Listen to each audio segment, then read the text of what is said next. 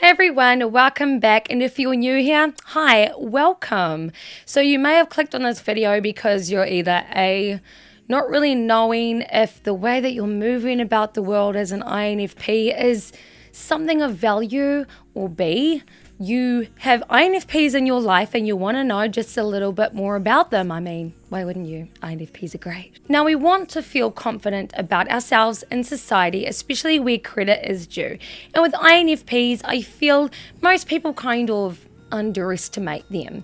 And I want to talk to all of you guys today about why INFPs are actually quite badass and like why we need them, why they are actually incredibly important in society. Now, I'm not going to go down the whole empath road today because most people tend to understand that the INFP is generally pretty empathetic and quite touchy-feely. So we don't exactly need to go down that road, but I would like to talk about other things, other strengths that the INFP has, how they translate into their relationships and into the way that they communicate with others or solve problems.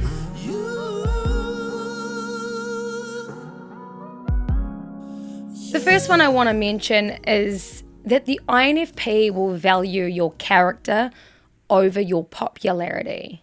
So this is where the common notion that the INFP stands up for the underdog, etc., and you'll find that particular theme will be spread out across this video because I think that is the root of it, is that the INFP tends to stand up for things that aren't popular. Ting! The INFP tends to stand up for what they value no matter what is popular in society or in culture. It all depends on what that INFP believes in, and that all comes down to introverted feeling. So an INFP will value you based on your character versus your popularity. This point has come to my attention because I know of someone, this person is a musician, who had written a status on their social media a few months ago stating that it is best to work with someone who has more followers than you do. And this is speaking in terms of playing music or any kind of artistic or entrepreneurial work that you do. And this bothered me a lot because I was kind of thinking, wait, okay, like firstly, why should someone with more followers want to work with you when the premise is that those with more followers would want to work with someone with even more followers, for one? Two, you are completely writing off working with anyone who is actually incredibly talented, but you wouldn't know, would you? Like, my concern is, okay, like if you're playing music, you're in it, I would like to hope, primarily because you like to express yourself and you like to create art. So why would you pass up working with someone who can help enhance the kind of feeling that you're putting into your music? I mean, wouldn't you want someone to value you based on the fact that you're actually really talented and have a lot to say versus how many followers you have as their way of judging whether they want to work with you or not? And thirdly, talk about social climbing. Like, we as INFPs generally don't really care all that much about how popular we are. We would rather value someone based on what is in here. And if they are able to express themselves in a way that we can relate to and that we believe in, we want to push that. I mean, obviously we INFPs are not homogeneous or anything, like no personality type is. So obviously there is a ton of wriggle room for individualism and everything. However, just generally speaking, people who do get the INFP personality type will value your character and what you have to offer the world over your popularity or your clout.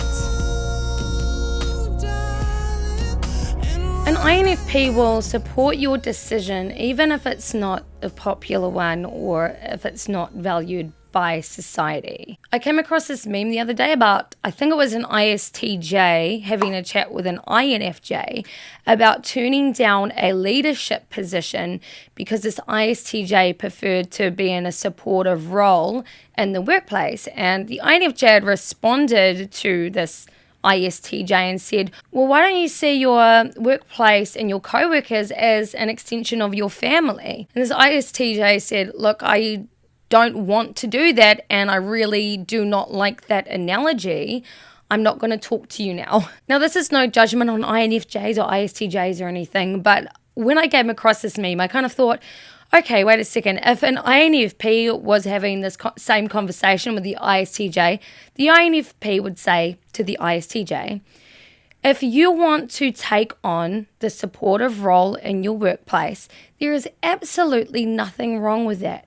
You do what suits you. You do you, boo. The INFP is the kind of character who likes to support their friends and family on their own unique journey. The INFP understands that everyone's journey is completely unique, and it doesn't really matter what society says about it, what society pushes, which kind of narrative that society pushes onto people, that if you would like to take a supportive role over a leadership role, if that suits you, then do it. And I think more so than ever is that the INFP would want to bring to light certain positions in society that aren't popular and make those positions okay. This is one thing I feel that we put way too much emphasis on in our culture, is that we value too much these big leadership roles, and we kind of forget to value the more of the supportive roles underneath that, and to make that an absolute okay thing to aspire to be. Not everyone is built to be a leader, and there's nothing wrong with that. This world is filled with so many different kinds of people, and we need absolutely every one of us in order to make humanity be successful. And I think that's what the INFP understands, is that through all of our unique experiences and our uniqueness, absolutely every single one of us has something to offer to this world.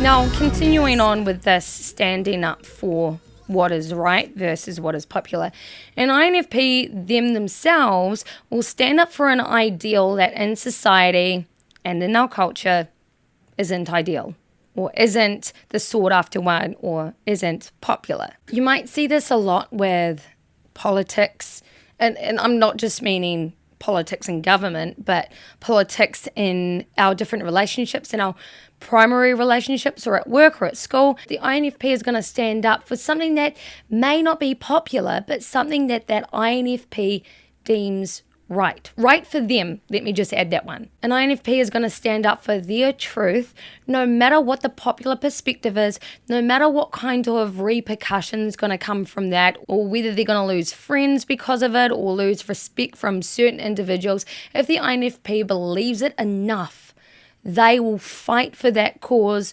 right until the end. And this is part of the reason why they say that INFPs are the soldiers in the trenches of the human condition, because they will fight no matter what for the truth. And this takes such an amount of courage. That's the thing. I think this is one thing that people don't realize about INFPs, is that when they have something they want to believe in, or that they do believe in, when they fight for that, it takes an enormous amount of courage, especially when it's going against the grain. INFPs have this really cool ability to be able to read between the line and offer very unique perspectives to situations. If you give an INFP a bit of specific information, they have this really funny tendency to be able to see the situation from all kind of different directions. INFPs have a tendency, somewhat like INFJs, to pick up on subliminal messages within a situation and to figure little bits here and there out that other people might miss. It's like they pay a special kind of attention to detail that others may miss, and this is the intuitive aspect of themselves. Let's just say that there are two people having an issue in a relationship. One of them cheated on the other. Instead of saying, oh, the person who cheated is at fault and the cheatee should dump that person, the INFP will likely look into that situation and work out why and how the situation came to be. It's not saying that the cheater isn't void of their responsibility or accountability for their actions, but rather saying, let's work out how the situation came to be. What problems arised months before to kind of foreshadow this situation happening. An INFP has a special ability to be able to pick apart a situation, unravel it, and see what is the root behind it. This is why they make such good psychologists and therapists, etc., because they're able to help a person understand what is going on within. INFPs tend to appear out of nowhere with these unique, out-of-the-box solutions. I'm laughing at this one because I just do this a lot.